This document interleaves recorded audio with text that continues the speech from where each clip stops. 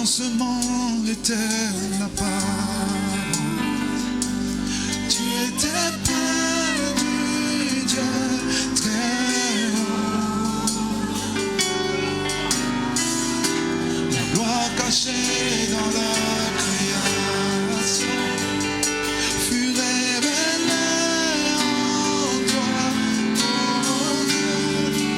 Il est bon le nom de Christ, qu'il est bon le nom, réalise-le, le nom de Jésus Christ, qu'il est bon le nom de Christ, merveilleux, fantastique, qu'il est bon le nom de Christ, le nom de Jésus. Il n'aime pas te voir triste.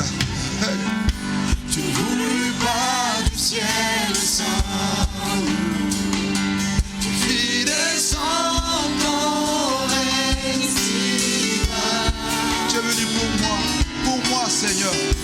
Ton amour est plus grand que mon péché. Désormais, rien ne nous sépare. Merveilleux est le nom de Christ. Merveilleux est le nom de Christ. Le nom de Jésus-Christ. Merveilleux est le nom. Il est incomparable. Incomparable. Il est merveilleux. Alléluia. Nous contemplons la beauté de son nom. Merveilleux. Merveilleux est le nom. Merveilleux Seigneur. Merveilleux est le nom de Christ. Le nom de Jésus-Christ. Il est le roi des rois. Merveilleux. Incomparable il est. Merveilleux. Le nom de Christ. Le nom de Jésus.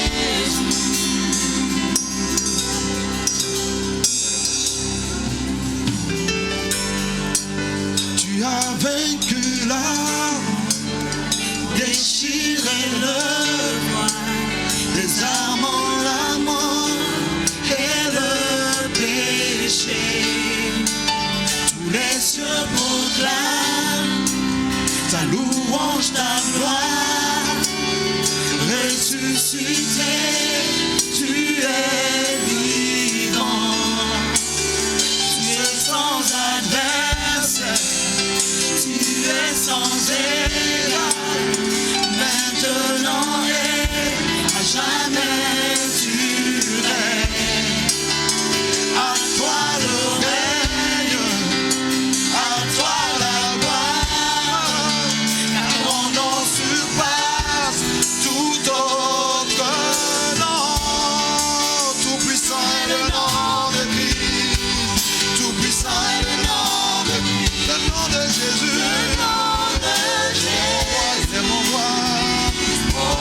Tout puissant est le nom, tout puissant est le nom, incomparable il est. Tout puissant est le nom de Christ, le nom de Jésus.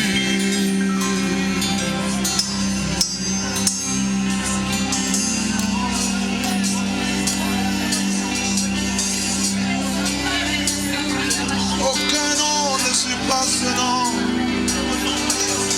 À seulement prononcer ce nom.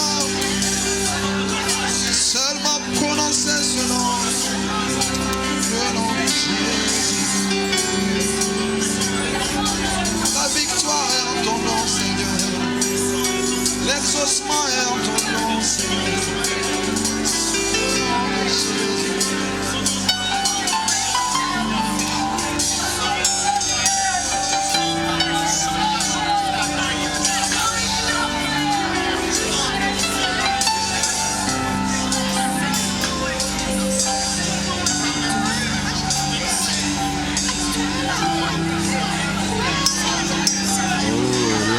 sentorogobo bradaraga santere.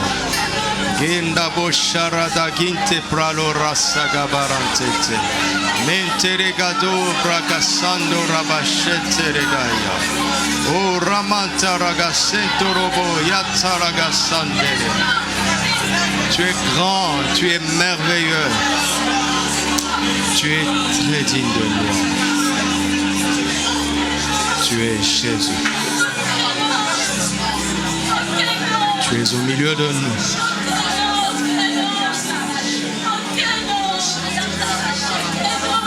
Tu es ici. Tu sièges au milieu de ces louanges et de cette adoration qui monte de nos cœurs.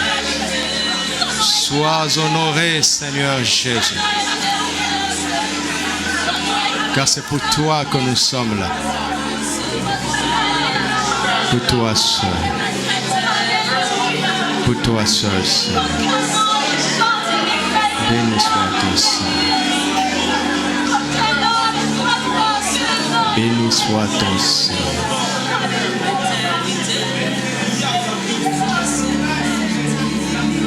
Béni soit ton Seigneur.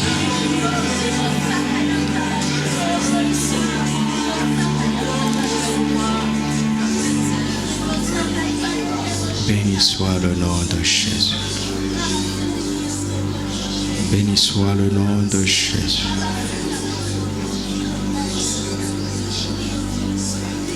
Tu es le seul maître en ce lieu, le seul Seigneur, le seul roi, la raison d'être de ce culte. Nous sommes ici pour toi et pour toi seul. Exprime-toi pleinement. Prends toute la place. Occupe chaque seconde de ces moments que tu nous donnes. Et nous te donnons une attention totale. Nous t'ouvrons nos cœurs afin que tu remplisses tous les coins, les recoins de tout notre être. Nous voulons être pleins de toi. Plein de toi, Seigneur. Plein de toi. Merci pour les miracles que tu vas accomplir. Merci pour les victoires que tu vas communiquer. Merci pour les délivrances que tu vas accorder. Merci pour les bénédictions qui se répandent déjà à ce lieu. Merci pour tes grâces et tes faveurs. Merci pour la gloire de ta présence. Merci pour la puissance de l'Évangile, pour notre salut à tous. Oh Jésus, parle. Nous voulons t'écouter. Parle à nos cœurs. Nous voulons t'écouter. Amen. Gloire à Dieu. Alléluia. Gloire à Dieu. Amen. Alléluia. Amen. Gloire à Dieu. Amen. Alléluia. Amen. Nous sommes contents d'être ici. Alléluia.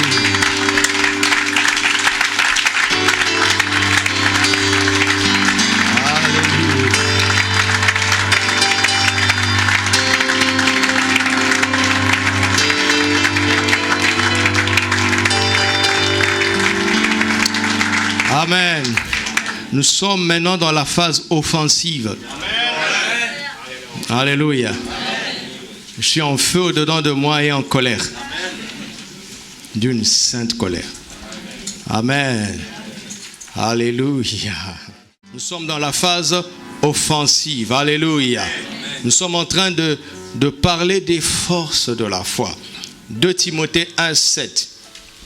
2 Timothée 1,7. Car ce n'est pas un esprit de timidité que Dieu nous a donné, mais un esprit de force, d'amour et de sagesse. Ce n'est pas un esprit de timidité que Dieu nous a donné, mais un esprit de force, d'amour et de sagesse. La force de l'esprit de force. C'est de ça que nous parlons. De la force de l'esprit de force.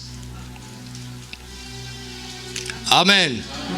Où il y a l'esprit de timidité, où il y a l'esprit de force, les deux ne peuvent pas cohabiter. C'est l'un ou l'autre. Et en réalité, c'est mal traduit. Parce que on parle de l'esprit que Dieu nous a donné, n'est-ce pas? N'est-ce pas? Paul parle de l'esprit que Dieu nous a donné. Il dit, car ce n'est pas un esprit de timidité que Dieu nous a donné. Donc on ne parle pas de ton esprit à toi, de l'esprit du croyant, mais on parle de l'esprit que le croyant reçoit. Et l'esprit que Dieu donne aux croyants, c'est qui? Donc on ne doit pas dire un esprit de force, mais on doit dire quoi? Vous comprenez? Est-ce que le fait de dire un esprit peut déjà nous induire en erreur et atténuer notre foi? Donc, ce n'est pas un esprit de timidité que nous avons reçu, mais l'esprit de force, d'amour et de sagesse. Alléluia. Le Saint-Esprit que Dieu nous a donné est l'esprit de force, il est l'esprit d'amour et il est l'esprit de sagesse. Mais pour comprendre l'ampleur de ce message, pour, à partir de maintenant, détester à jamais la timidité. Ok? Divorcer à jamais avec la timidité. Tu dois comprendre ce que la timidité emmène dans la vie de quelqu'un. L'esprit de timidité peut immobiliser, paralyser, rendre inopérant le Saint-Esprit dans le croyant, qui est l'esprit de force, d'amour et de sagesse. L'esprit de timidité au dehors peut paralyser, immobiliser, empêcher au Saint-Esprit en toi d'exprimer sa force, son amour et sa sagesse. Donc, cet esprit de timidité est très dangereux. C'est quelque chose à vraiment, vraiment, vraiment détester. D'accord? C'est quelque chose qu'on doit haïr, détester, rejeter de manière radicale. Parce qu'il semble négligeable, mais son influence est forte. Il peut empêcher au Saint-Esprit de manifester au travers de toi sa force, son amour et sa sagesse. Écoutez-moi. Avez-vous déjà vu un chrétien qui est né de nouveau vraiment, mais manquait d'amour envers les gens? Vous avez déjà vu? Pourtant, il est né de nouveau. Il a le Saint-Esprit, mais il manque d'amour. Avez-vous déjà vu un chrétien être insensé, manquer de sagesse? Pourtant, le Saint-Esprit est en lui. Avez-vous déjà vu un chrétien être faible? Pourtant, le Saint-Esprit est en lui. Alors, je vois les gens qui commencent à dire, moi, je ne suis pas timide. Même avant de naître de nouveau, moi, je n'étais pas timide. Et cette personne est en train de penser comme ça. Donc, si tu n'es pas timide, ok, la force de l'Esprit doit se manifester en toi. Amen.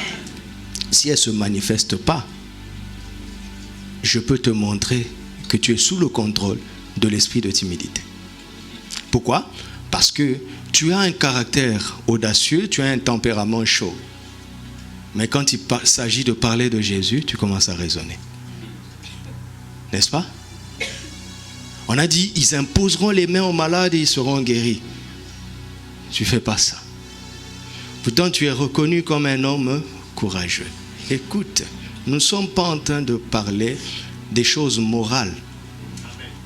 Ce n'est pas un tempérament moral. Hein? D'accord? On ne parle pas d'un caractère de timidité. Vous avez vu ça?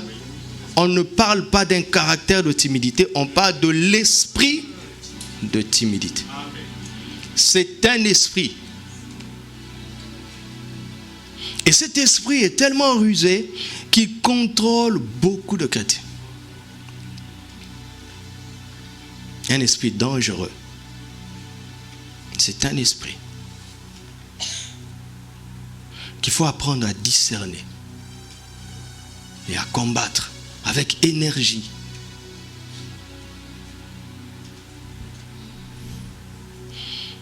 Dans la version parole vivante, c'est pour cela que j'ai demandé aux frères de nous trouver un afficheur qui ait plusieurs versions, ça nous aidera. Je vais lire dans la version de la parole vivante. Il dit ceci. Car ce n'est pas un esprit de timidité, de lâcheté ou de défaitisme que Dieu nous a donné. Timidité, lâcheté, défaitisme. Je suis sûr ici que tout le monde déteste la lâcheté. Tout le monde déteste la défaite. Tout le monde n'est pas dans la victoire pourtant. Je ne veux même pas parler de lâcheté. Le mot timidité qui est ici est dit une seule fois dans la Bible, dans ce passage. Une seule fois. Tu ne le trouves nulle part ailleurs. Il veut dire crainte, mais dans le sens de peur et de terreur. Ok? C'est un esprit de terrorisme.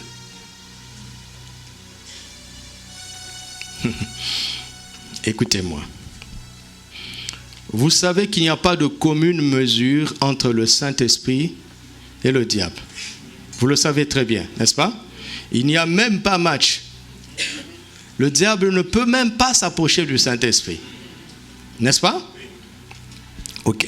Vous savez que celui qui est en nous est plus grand que celui qui est dans ce monde. N'est-ce pas?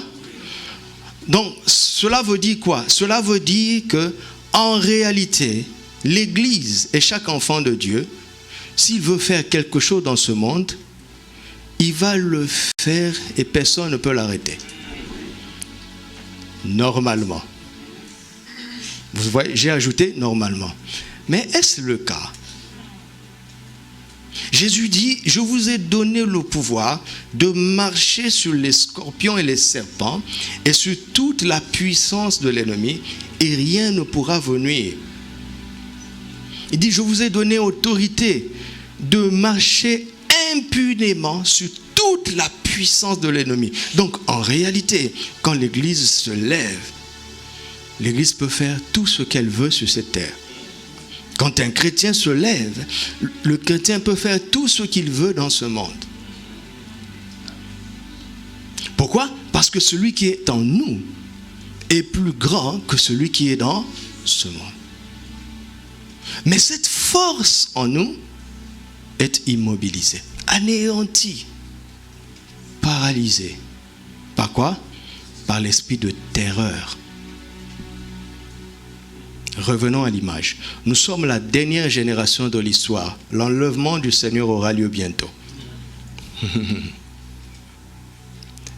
Et nous connaissons dans ce monde de notre temps un phénomène appelé le terrorisme. Ok?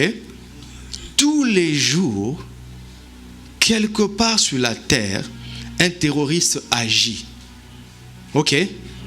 Avec des moyens infiniment inférieurs que l'armée qu'il combat. Pourtant, il sème quoi?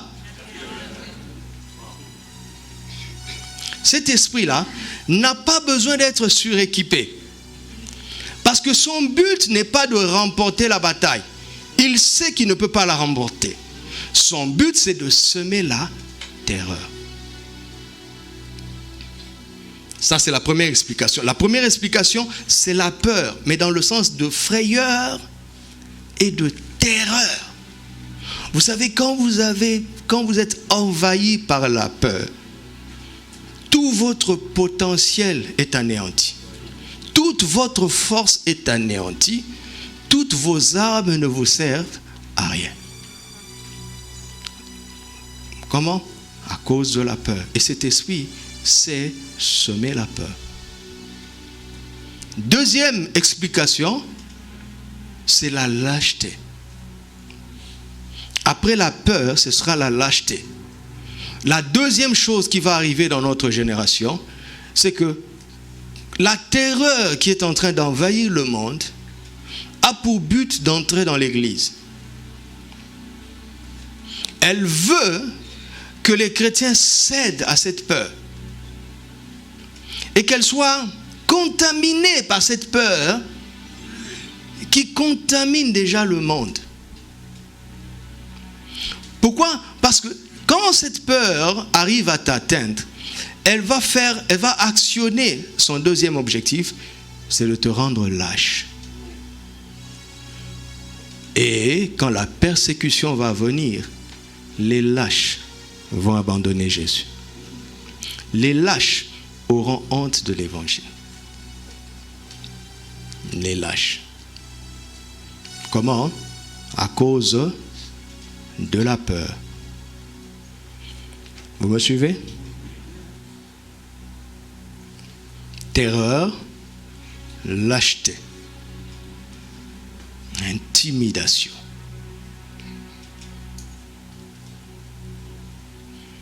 Et cet esprit, c'est le diable lui-même. C'est là où il agit lui-même. Pas les démons, lui-même. Jésus a combattu cette frayeur, cette peur et cette terreur à notre place, à Gethsémane. Jésus a affronté l'esprit de l'angoisse à Gethsémane. Pourquoi? Parce que dans Jean 13, vous trouvez ça dans Jean 13, quand il a ce dernier repas avec ses disciples, il sait qu'il va partir. Et il leur dit que l'un d'entre eux le livrerait. Et il dit, l'un d'entre vous. Et chaque disciple a commencé à dire, Seigneur, serait-ce moi, serait-ce moi? Jésus a dit, celui à qui je donnerai le morceau trempé, c'est lui qui me livrerait. Et il a trempé le morceau et il a donné à Judas. C'était la dernière occasion pour Judas d'arrêter ce qu'il concevait déjà. Si Judas avait refusé de prendre, il était sauvé. Mais quand il a pris, c'est-à-dire qu'il l'a choisi.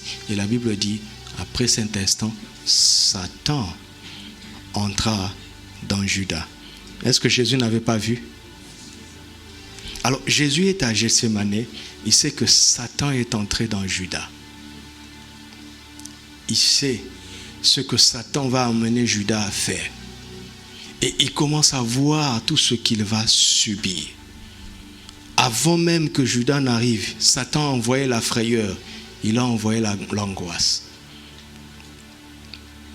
Parce qu'il sait que la peur, nous sommes plus sensibles à la peur qu'à sa présence lui-même, Satan. L'homme de foi, est plus sensible à l'angoisse liée aux éléments qui vont affecter sa vie qu'au diable lui-même.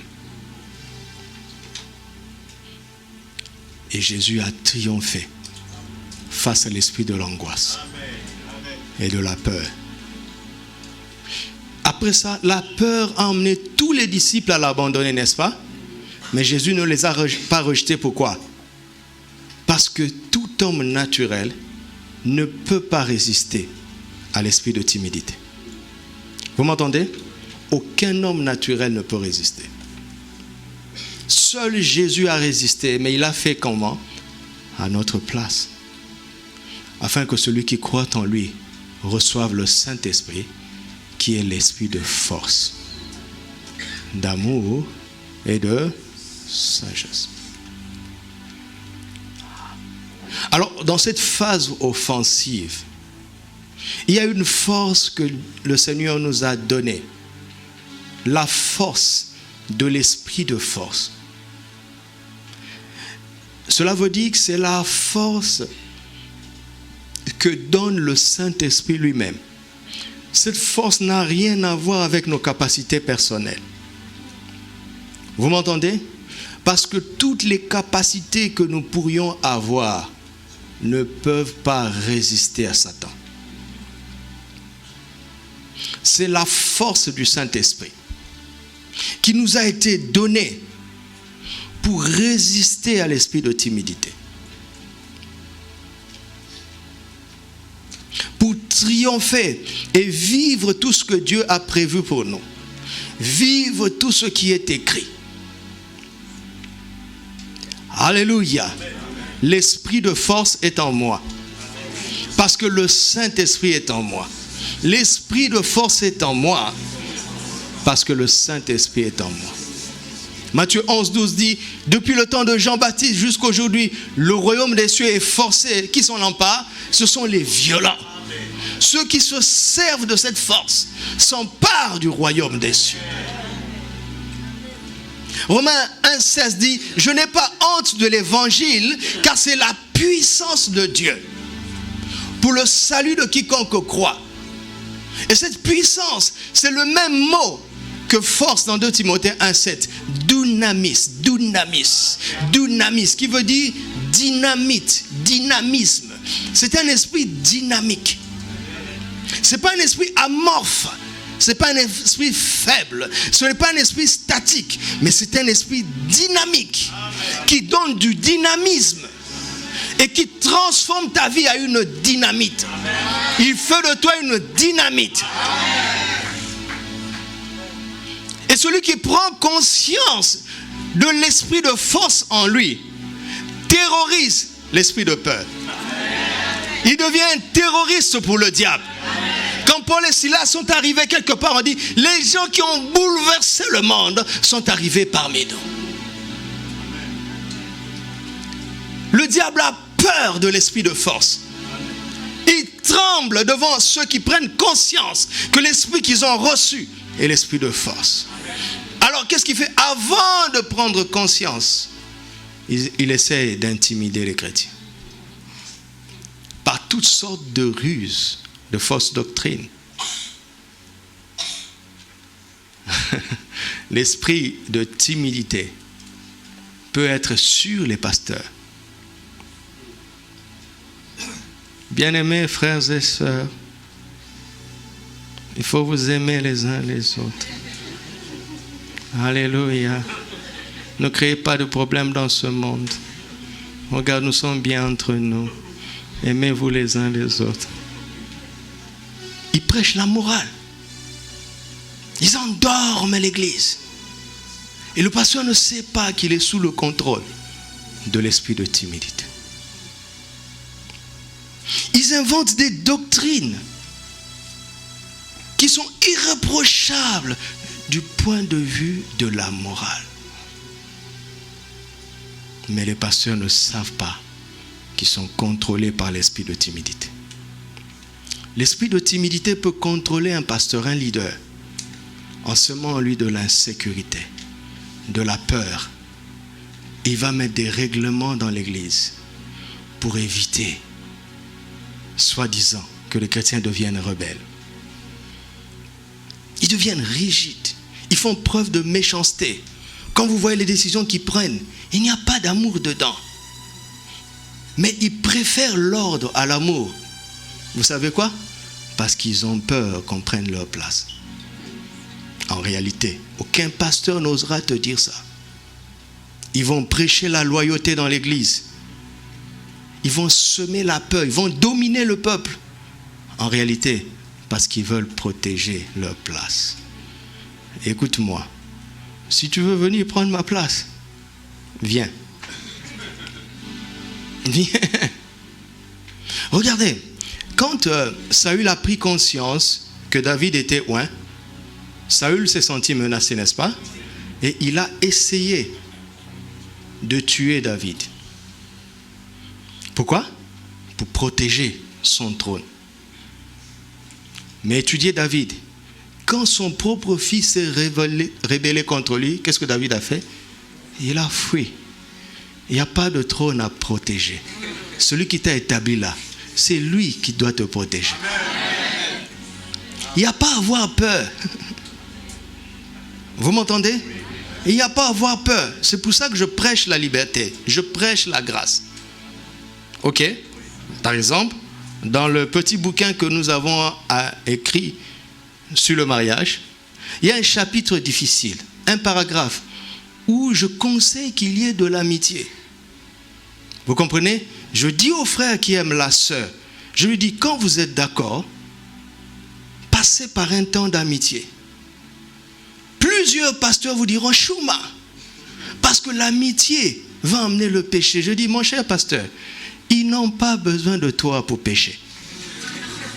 Ils n'ont même pas besoin que tu les protèges.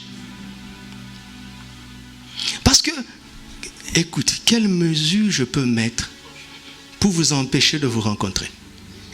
Même possible. Je dois juste vous libérer, vous montrer le danger du péché et vous dire que Dieu est un Dieu de grâce, il est un Dieu de liberté. Si tu sens de l'attirance envers une sœur, bienvenue, tu es un homme normal. Parce que si tu ne sens rien, tu es anormal. Mais oui? Non? Surtout dans nos temps d'aujourd'hui, des hommes sentent des choses pour des hommes. C'est de la folie, non? Et qu'on se le dise, les homosexuels n'hériteront pas le royaume de Dieu. C'est 1 Corinthiens 6. Allez raconter ce que vous voulez, je répète. Les homosexuels n'hériteront pas le royaume de Dieu. Allez raconter ce que vous voulez. À chaque fois que j'ai eu affaire à un homosexuel, j'ai chassé un démon. C'est pas normal qu'un homme soit attiré par un homme, qu'une femme soit attirée par une femme. C'est pas normal qu'un homme soit attiré par un animal. C'est pas normal qu'un jeune homme soit attiré par sa sœur. C'est pas normal qu'un père soit attiré par sa fille. C'est les chiens qui font ça. Tu es un humain, tu n'es pas un chien.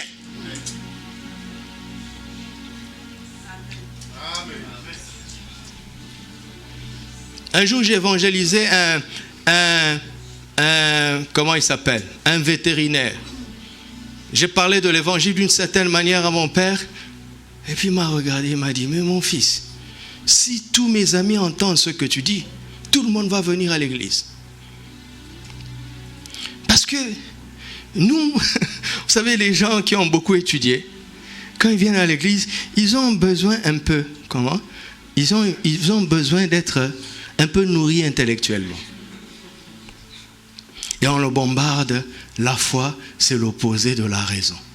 Attention, le Saint-Esprit est l'esprit de sagesse, il est l'esprit d'intelligence.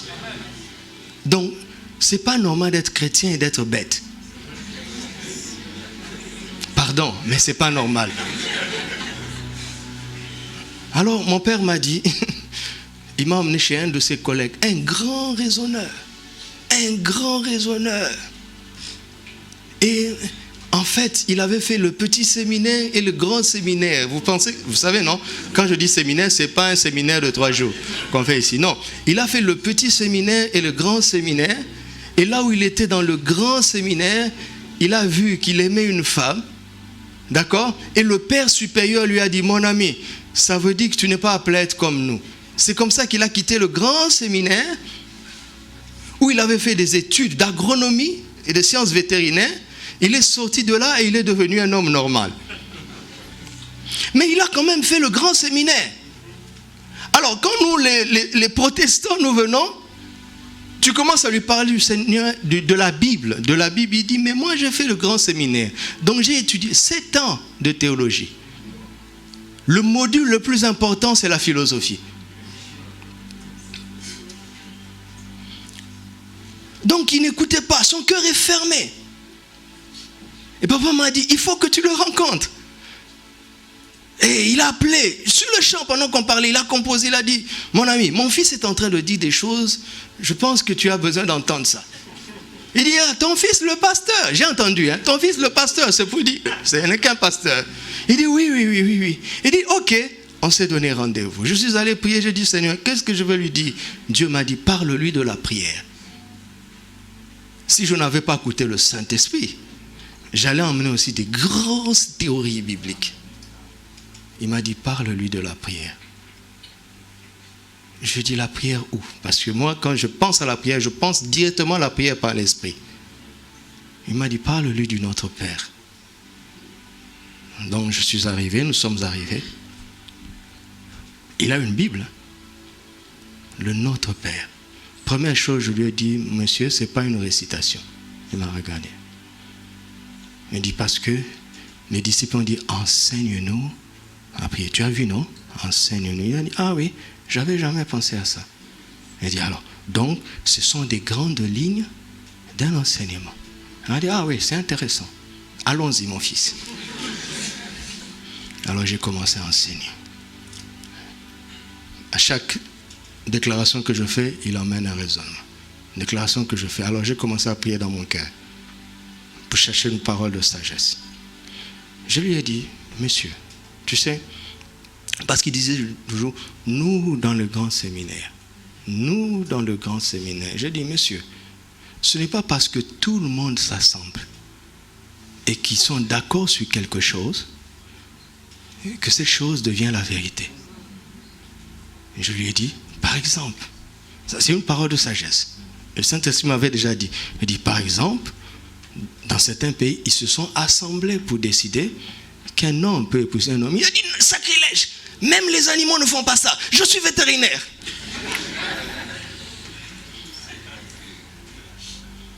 Et c'est là où la brèche s'est ouverte. Je lui ai dit, tu es vétérinaire, tu as étudié les animaux. Et il y a une espèce animale qui fait ça. Il a dit, ah oui, c'est vrai. C'est une exception. Je lui ai dit, alors il faut écouter celui qui a créé les animaux. Il a dit, oui, c'est vrai. Quand on a réussi là-bas, je lui ai dit, maintenant, il faut écouter aussi celui qui a créé l'homme.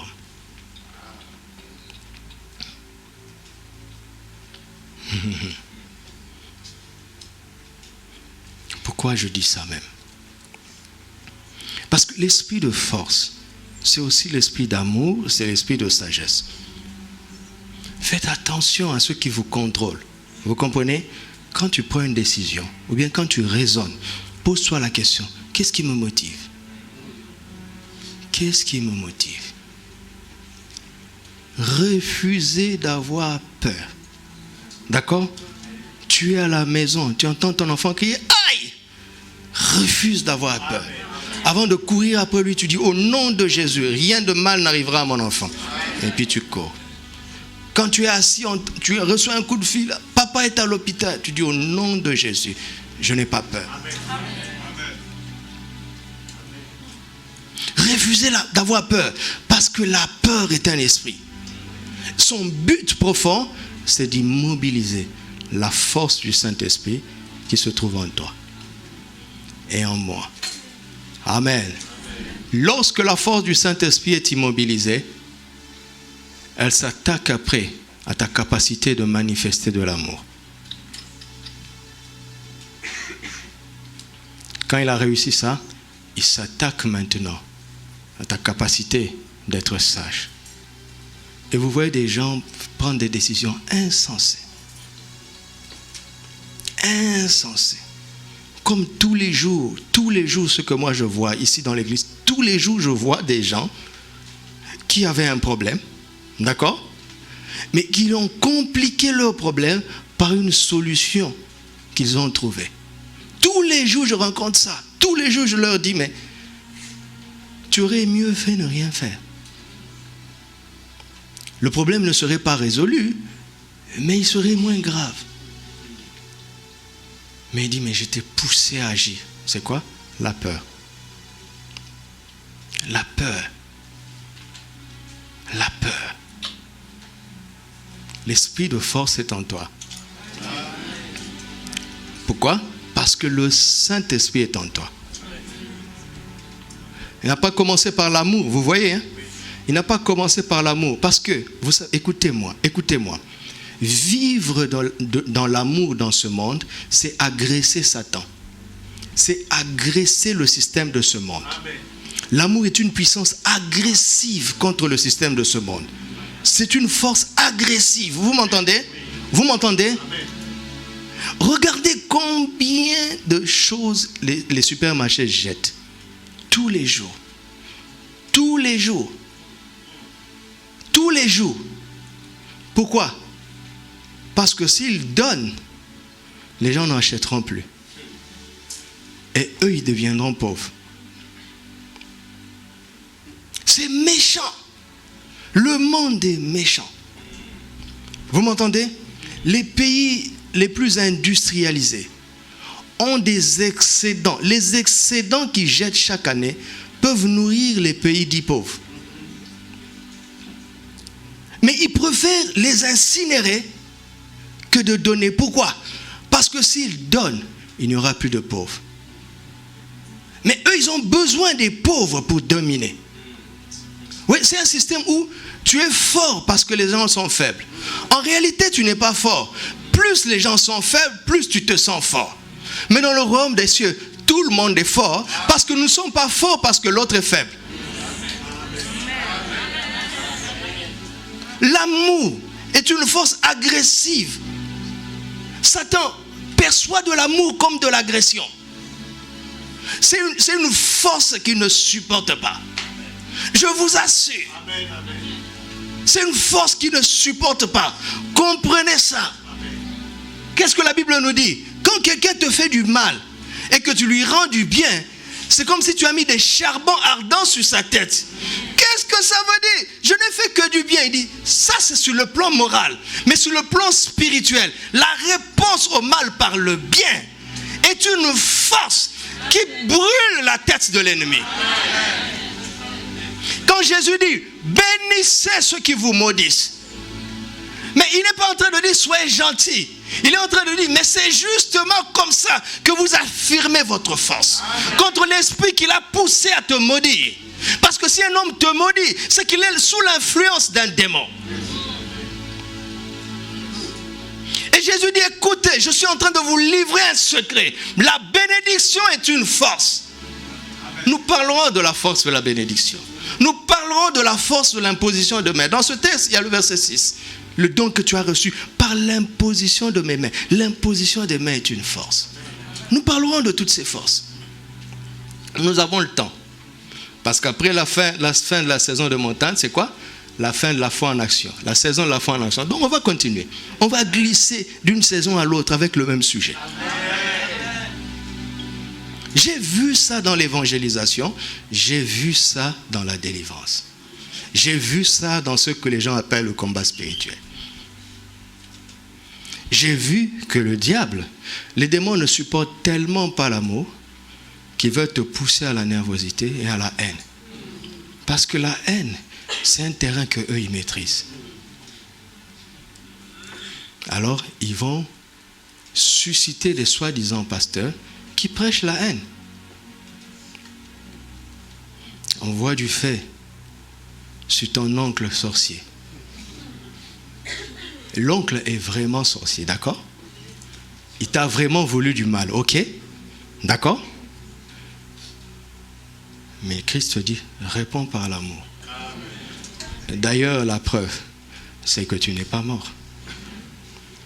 Non? Non? Quand on est en train de te prêcher la haine là, c'est parce que tu es vivant, non? Donc déjà, ils n'ont pas pu te tuer.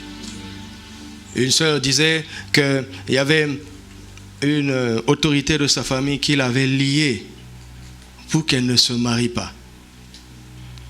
Donc, elle se retrouvait dans cette église, dans ces églises, soi-disant églises. Ils ne prêchent même pas la nouvelle naissance. On voit maintenant le feu sur son oncle. Deux choses peuvent arriver. La première chose, c'est que le diable peut enlever ce lien-là pour que tu te maries, mais il sait que tu désobéis au message de Jésus, qui est un message d'amour. Donc il dit, Ça y est, maintenant il est rempli de haine. Enlève le problème, laisse-la continuer. Tu imagines, tu épouses une femme comme ça et un jour, tu lui montres une petite méchanceté. Le feu qu'elle va te montrer. Vous riez? Vous riez? Le feu qu'elle va te montrer, cette femme. J'ai dit à la sœur, Dieu savait qu'on a combattu ton mariage. Il a laissé faire. Pose-toi maintenant la question, pourquoi? Parce que si tu t'étais marié dans cet état, tu ne serais pas une bonne épouse, tu ne serais pas une bonne mère, tu serais malheureuse. Elle dit, qu'est-ce que je dois faire? Elle dit, tu dois d'abord naître de nouveau. Maintenant, apprendre l'amour. Elle s'est mariée. C'est une douce femme. Si elle s'était mariée avant, elle n'aurait pas eu besoin de Jésus.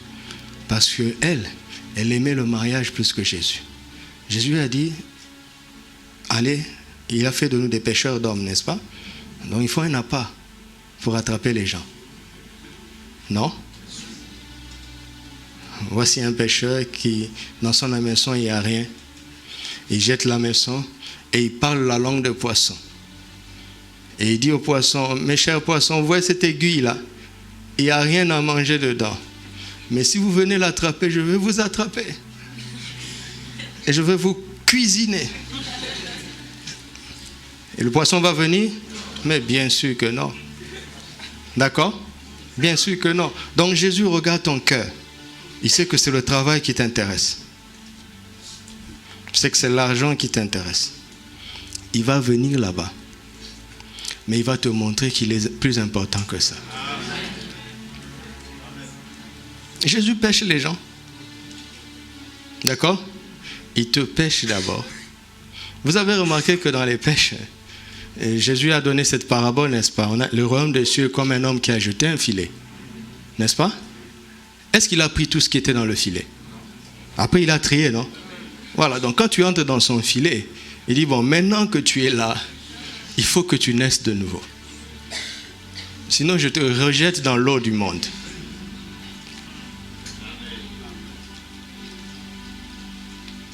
L'amour, la sagesse.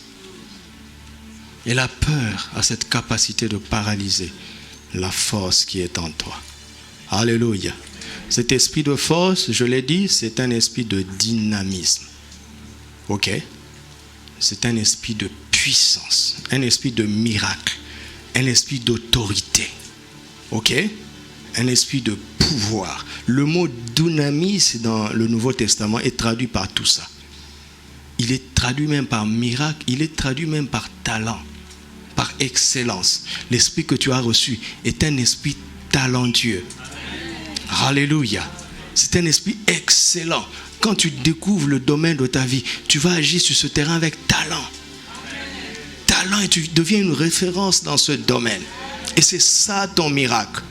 Je méditais ce matin, le Saint-Esprit m'a conduit dans un passage qui concernait le message du premier culte. Dans Luc chapitre 5, on dit que Jésus un jour prêchait et sa puissance se manifestait par des guérisons. Le Saint-Esprit m'a dit, qu'est-ce que tu as remarqué? Rien, je n'ai rien remarqué. Il m'a dit, lis encore. Sa puissance se manifestait par des guérisons. Et là, tilt. Ça m'a éclairé. Il m'a dit, tu vois, la guérison est une manifestation de la puissance. Mais la puissance peut se manifester par autre chose. Elle peut se manifester par autre chose. Donc c'est un esprit talentueux que tu as reçu. Alléluia. Tu as peut-être le talent de tricoter. Ok? Alors quand tu commences à réfléchir pour faire des choses en tricotant, l'esprit de peur vient. As-tu déjà vu un milliardaire qui tricote? Allez, va faire droit. Et tu lui réponds comment? Est-ce que tous les juristes sont milliardaires? Il faut parler aussi, non? Parce qu'il y a un talent que Dieu t'a donné, mon ami. Il y a un talent. Un esprit excellent. Tu sais, quand tu commences à être excellent, à te distinguer dans le milieu, on te dit, tu penses que c'est toi qui vas changer le monde.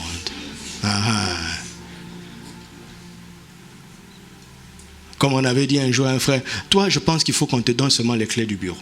Tu viens le premier, tu es le dernier à partir. On va te donner les clés du bureau. Avec moquerie. Et il a eu honte. Esprit d'intimidation. Parce que son excellence pouvait lui ouvrir des portes. Fais attention. D'accord? L'esprit que tu as reçu est excellent. Alléluia. Tout ça, je suis dans le parvis du message. Je tourne dans le parvis parce que quand on va rentrer, on va foncer directement droit au but. C'est un esprit de force, mes amis. C'est un esprit de force. C'est un esprit de force. C'est un esprit de force. Ne néglige pas cette peur qui t'assaille si souvent. C'est l'ennemi qui veut attaquer le premier. Parce qu'il a peur que tu te manifestes. N'est-ce pas? Moïse est né. Pharaon a décidé de tuer tous les enfants. Jésus est né. Est-ce que vous savez que parfois, le problème qu'il y a dans ton pays, c'est à cause de toi? Est-ce que tu sais ça? Si tu savais ce que tu vaux. Il rit et dit non, moi? Mais oui, toi, regarde, pour ramener le fils prodigue, qu'est-ce que la Bible dit? Il eut une famine dans le pays. Le pauvre pays. Écoutez, ce pays-là a connu la famine. Pourquoi? Parce que Dieu avait ce regard vers son fils. Donc, si ce fils était allé se divertir en Belgique, il y aurait une famine en Belgique. S'il était allé se divertir au Venezuela, il y aurait une famine au Venezuela. Le problème, c'est qu'on analyse les choses économiquement, naturellement. Si vous pouviez savoir, le diable veut sauter le premier. Parce qu'il craint que tu te lèves. Parce que ce que tu as reçu est extraordinaire. L'esprit que tu as reçu est extraordinaire. Regardez. Abraham s'en va. Il laisse Isaac. C'est Isaac qui porte l'alliance. Il y a une famine dans le pays. La famine voulait combattre qui? Ce n'est pas les gens de Guérard. C'est le fils de l'alliance. Alors, comme son père, Isaac a voulu aller ailleurs. Dieu lui a dit, reste dans le pays. Allez lire dans Genèse 26. Dieu ne lui a pas dit de semer. Il lui a dit, reste. Maintenant, c'est l'esprit de sagesse qui entre en action. Si je reste, j'ai un troupeau. Ce qu'on faisait d'habitude avec papa, c'était de semer. Oui, papa m'a raconté que mon oncle Lot, un jour avait choisi un endroit verdoyant. La vallée de Sodome et de Gomorrhe. Aujourd'hui, au moment où je vous parle, il n'y a pas un lieu sur la terre aussi aride que là-bas. À cause des feux de soufre. Il y a la preuve jusqu'aujourd'hui. La mer morte. Le taux de salinité est tellement fort que quand tu plonges dans la mer morte, tu ne t'enfonces pas. Et toute la terre est aride. Elle dit, donc, ce n'est pas parce que là-bas c'est vert que ça sera mieux. S'il m'a dit de rester ici, je veux faire comme si tout était normal. Il sema dans la sécheresse, d'accord? Et récolta le centuple. Ça veut dire quoi? Ça veut dire quoi? Cette sécheresse était spirituelle. Et vous voyez les gens courir rapidement. Parce qu'on a dit que là-bas c'est bon. Et même les chrétiens.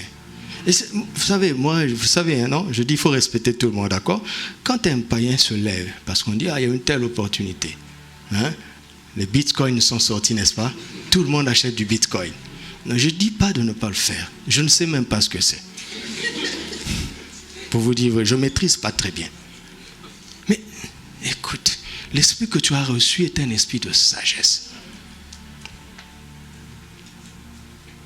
Un chrétien ne se lève pas comme ça parce que tout le monde va là-bas. Non.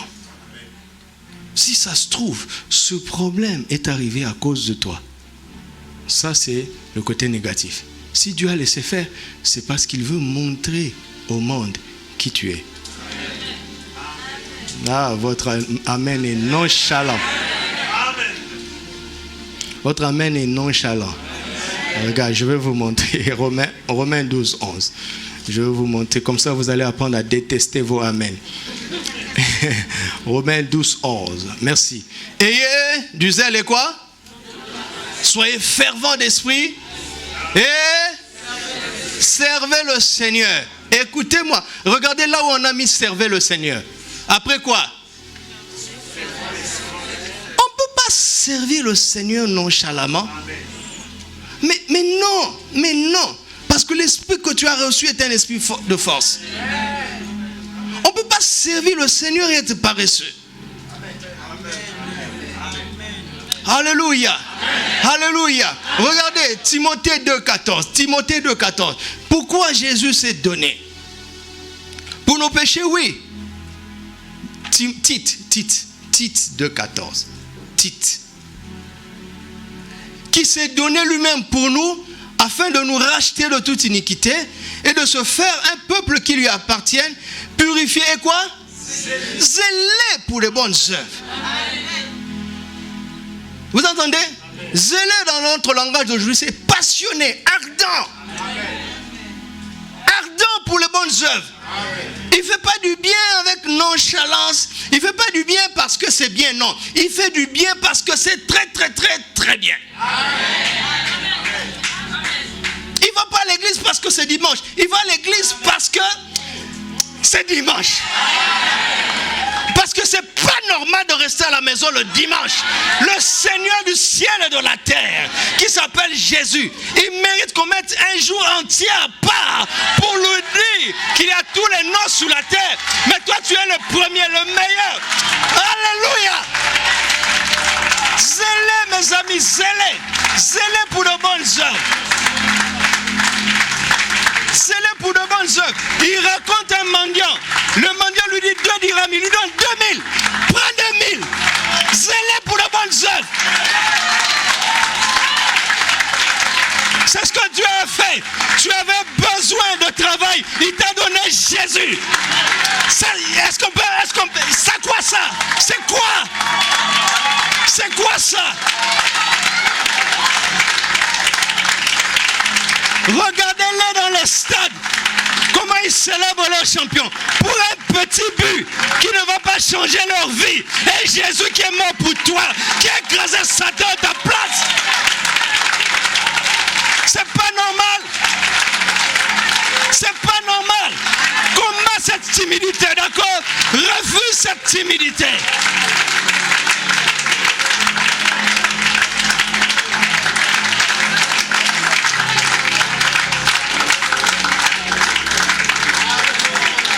C'est pas normal.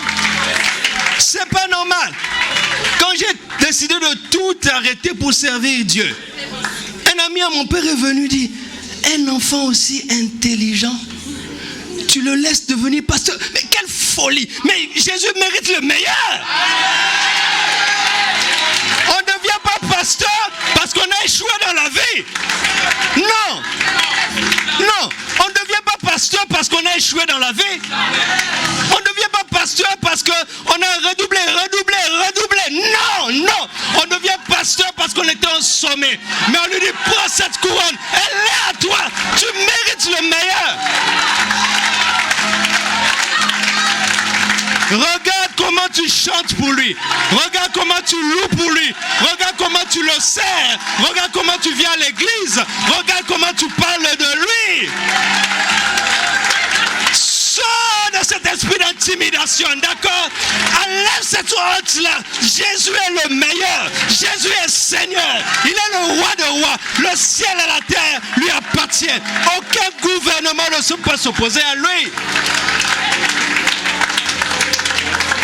Aucun gouvernement, aucun homme ne peut s'opposer à lui. Aucun aucun homme. Nous parlerons de Jésus partout parce qu'il est le propriétaire de la terre.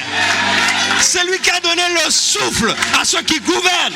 C'est lui qui élève et qui abaisse les rois. Il s'appelle Jésus. Que l'esprit de force agisse en toi maintenant. Que l'esprit de force agisse dans l'église. Débarrassez-vous de la timidité. Jetez ce manteau-là. Nous sommes maintenant à la phase offensive. Il faut passer à l'attaque maintenant. Parce que celui qui est en nous est plus grand que celui qui est dans ce monde. Dites avec moi, je n'aurai pas peur. Plus jamais je n'aurai peur. Plus jamais je n'aurai peur. Plus jamais je n'aurai peur. Plus jamais. Plus jamais. Plus jamais. Nous n'avons pas peur de la terreur. Nous n'avons pas peur. Nous sommes à l'abri. Alléluia. L'Éternel est ma lumière et mon salut. De qui aurais-je peur? Le Seigneur est le soutien de ma vie. De qui aurais-je crainte? Louons Jésus, louons Jésus. Célébrons-le avec zèle. Adorons Jésus. Exaltons son Saint-Nom. Glorifions Jésus. Il revient prendre son bien. Il revient prendre son bien. Il revient prendre son bien. Il revient prendre son bien. Il revient prendre son bien. Oh, alléluia. Oh, alléluia. Oh, alléluia. Oh, oh, alléluia. Oh, enflamme nos vies, Seigneur. Enflamme nos vies, Seigneur. Enflamme-nous. Enflamme-nous. Que l'esprit de force se libère. Que l'esprit de force se libère. Que l'esprit de force s'exprime. Que l'esprit de force, que des fleuves d'eau vive coulent. Que des fleuves d'eau vive éclatent. Que des fleuves d'eau vive jaillissent. Jaillissent, jaillissent, jaillissent. Jaillissent, jaillissent. Marche sur la peur. Marche sur la peur. Car il t'a donné le pouvoir de marcher sur les serpents et sur les scorpions et sur toute la puissance de l'ennemi. Rien ne pourra te nuire. Marche sur le désespoir. Marche sur le découragement. Marche sur l'inquiétude. Marche dessus. Piétine, écrase. Écrase ces choses. Écrase ces choses. Car ta force est dans la confiance. Dans la confiance dans le Seigneur. Il sait ce qu'il fait. Il sait ce qu'il fait. Il n'est jamais en retard. Il ne sera jamais en retard. Alors piétine, piétine cette tristesse. Piétine cette tristesse. Piétine-la, piétine-la. Piétine cette inquiétude. Piétine cette peur. Marche dessus, car l'esprit de force est en toi. Oh, l'esprit de force est en toi. Tu ne le savais pas, tu le sais maintenant. Tu le sais maintenant. On ne peut pas t'arrêter. On ne peut pas t'arrêter. Satan lui-même tremble quand tu te lèves. Eh bien, c'est ton jour. Lève-toi, car c'est ton jour. Lève-toi, car c'est ton jour. Lève-toi au nom de Jésus.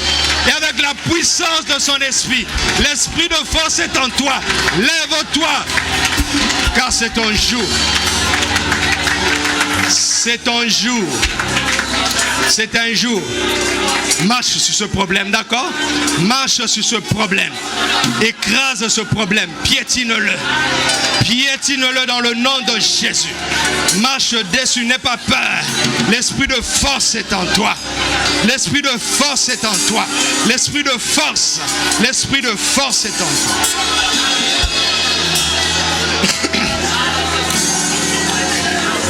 Alléluia. Pour nous aider à prier, je veux nous montrer quelque chose. Luc chapitre 2, verset 40 est une parole extraordinaire. Extraordinaire. Luc 2, verset 40. La Bible dit, or l'enfant croissait et faisait quoi? Se fortifier. Or l'enfant croissait et Se fortifier. On parle de qui? De l'enfant, d'un enfant, n'est-ce pas? Il s'agit de Jésus, certes. D'accord? Un enfant a besoin de quoi? Un enfant a besoin d'être protégé. N'est-ce pas? Et on le voit quand il était bébé. Il a été protégé. Quand Dieu avait eu vent du projet d'Hérode, il a envoyé un ange précédé. Et Joseph a fui avec Jésus. Il y a un temps où on doit te protéger. Il y a un temps où tu comptes sur la force de quelqu'un. Mais il y a un moment où tu comprends, tu apprends à te fortifier.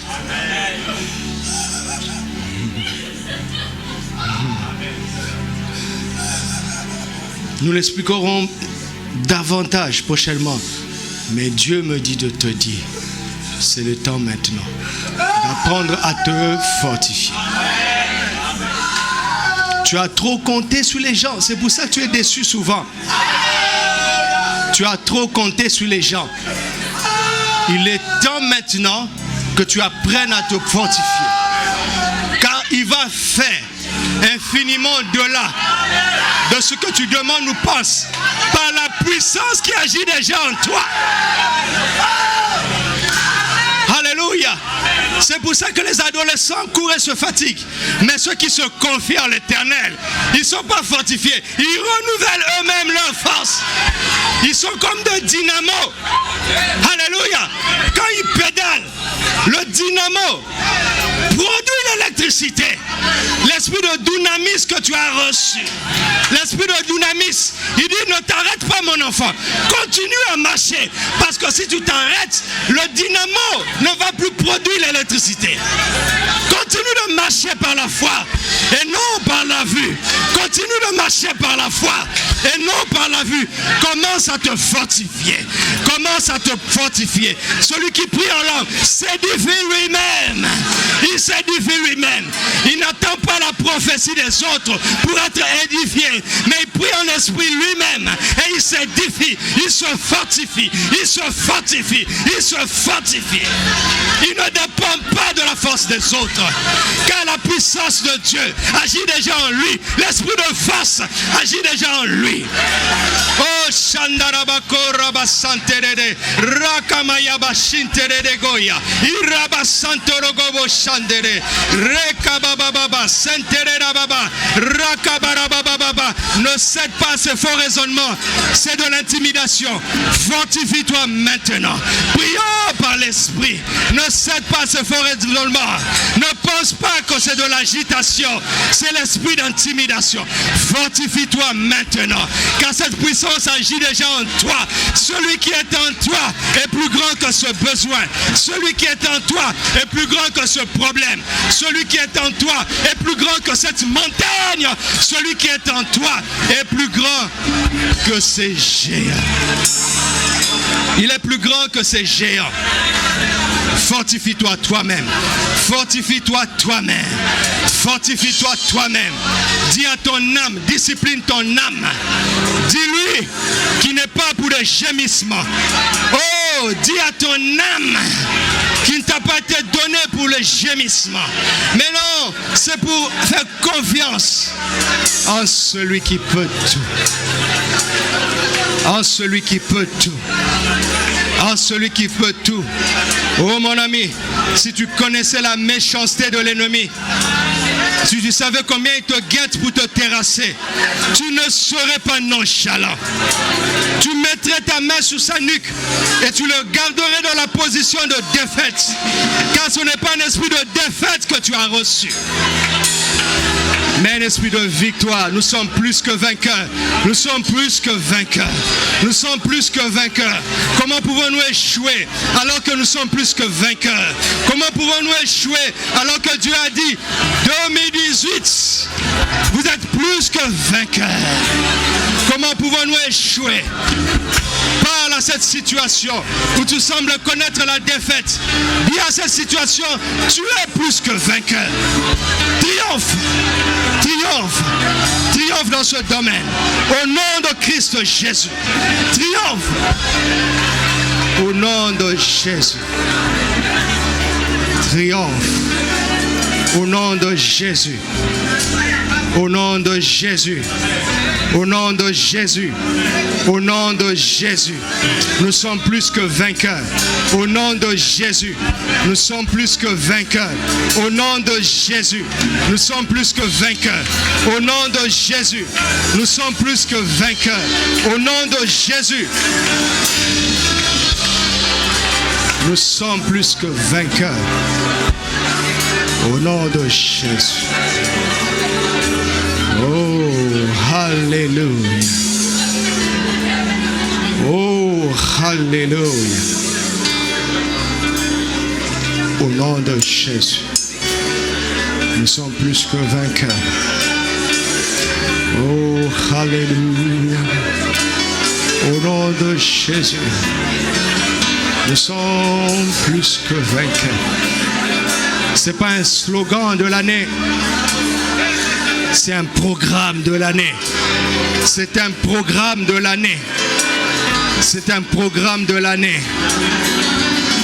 Alors, empare-toi maintenant de cette montagne avec l'esprit de force que tu as reçu. Empare-toi de ces montagnes, de la montagne de ton héritage, avec l'esprit de force que tu as reçu. Prends possession. Prends possession. Prends possession. Oh, Alléluia. Je commande aux maladies de quitter les corps maintenant au nom de Jésus. Je commande aux maladies de quitter le corps maintenant. Au nom de Jésus. Maladie, qui que tu sois, quitte maintenant ces corps. Au nom de Jésus. Je commande à toute forme de faiblesse musculaire de quitter le corps maintenant. Toutes sortes de faiblesses musculaires. Toutes sortes de faiblesses osseuses. Quitte ces corps maintenant. Toutes sortes de faiblesses dans les organes. Quittez ces corps maintenant. Au nom de Jésus. Je commande aux maladies de quitter les corps maintenant. Au nom de Jésus. Je commande aux esprits impurs de s'en aller maintenant. Au nom de Jésus. Esprit impur, va-t'en maintenant. Esprit impur, va-t'en maintenant. Esprit de terreur, esprit d'intimidation, esprit de nonchalance, esprit de paresse, esprit de lâcheté, esprit de médiocrité. Tu quittes maintenant. Ton influence cesse maintenant. Au nom de Jésus. Toutes sortes de faiblesses. Toutes sortes de faiblesses est chassée maintenant. Au nom de Jésus. Toutes sortes de désespoir. Toutes sortes de découragement est chassée maintenant. Toute peur de l'avenir est ôtée maintenant. Au nom de Jésus. Au nom de Jésus. Reçois maintenant la confiance de la foi. La confiance de la foi. La confiance des fils de Dieu. La confiance des fils de Dieu. Qu'elle t'anime maintenant. Alléluia. Alléluia. Alléluia. Tout ce qui paralysait l'esprit de force, tout ce qui immobilisait la force du Seigneur en toi, n'existe plus. C'est ôté maintenant. Il n'y a plus d'obstacle ni devant toi, ni derrière toi, ni autour de toi, ni au-dessus de toi. Il n'y a plus d'obstacle. Au nom de Jésus, avance maintenant. Avance. Nul ne tiendra devant toi. Nul ne tiendra devant toi. Avance avec la confiance, l'assurance. Dans le nom de Jésus. Dans le nom de Jésus. Dans le nom de Jésus. Oh, oh, il est digne de notre reconnaissance. Il est digne de notre reconnaissance. Il est digne de notre gratitude. Il est digne, il en est digne. Oh Jésus, tu en es digne. Oh Jésus, reçois la louange, reçois la gloire, reçois la gloire. Reçois. Proclamons victoire, vaincu dans pendant que vous le chantez. Croyez. Croyez pendant que vous le chantez. L'ennemi est à nos pieds. Il a vaincu, il a vaincu, il a triomphé. Il est digne de louange, il est roi. Il est l'ennemi à nos pieds. Nous proclamons victoire. Il a vaincu la mort, il est victorieux. Il est digne de louange, il est